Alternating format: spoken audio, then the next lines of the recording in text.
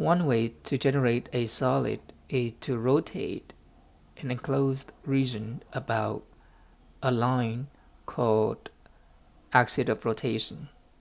Suppose we have a region below the function f of x above the x-axis and we rotate it about the x-axis. We obtain a 3D solid whose cross-sections are circular disk. We can estimate the volume of the solid by finding the volume of each of the cross-section, which is in the shape of a cylinder with the thickness of delta x, and the radius is the height of the function. Then we add the volumes of all of the slices from x equals a to x equals b. A representative cross-section is a cylinder of radius r and the thickness height, that is delta x. So the volume of the cross-section is the product of the area and the height. But the area of the cross-section depends on the radius, and the radius is the height of the function, and so the radius is a function in terms of x. So the total volume is the sum of all of the volumes of all of the cross-sections. We can express this as the Riemann sum, where Vi is pi Ri squared delta x. But as n goes to infinity or delta x goes to 0, we obtain the definite integral of pi, the integral from a to b, Rx squared dx. We started with the function y equals f of x, so we need to somehow use the function in this formula. But if the radius is the height of the function, which is yi equals f of xi, then the volume of the solid is pi, the integral from a to b, f of x squared dx.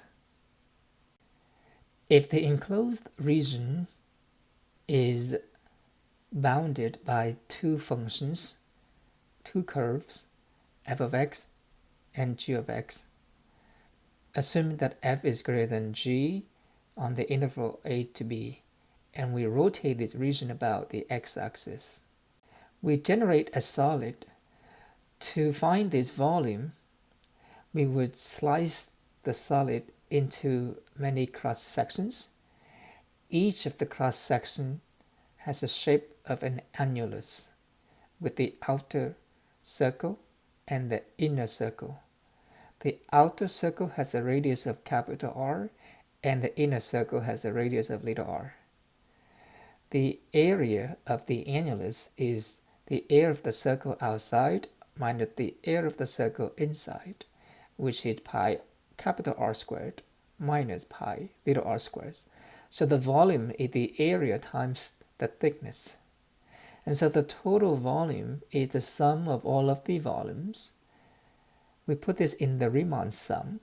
Each of the volume is computed using pi r squared minus pi little r squared times the thickness delta x. We then factor out pi, but the outer radius and the inner radius are function of x. The radii depend on where x is. This is the Riemann sum, and as n goes to infinity, we obtain a definite integral from a to b pi Rx squared minus Rx squared dx, the outer radius squared minus the inner radius squared. Pi is a constant, so oftentimes we leave it in front of the integral. And so for the solids of a revolution, we can summarize this as, well, the volume of the solid is always going to be the integral of the area of the cross-section times the thickness, either delta x or delta y. If the cross-section is a disk, then the area is pi r squared.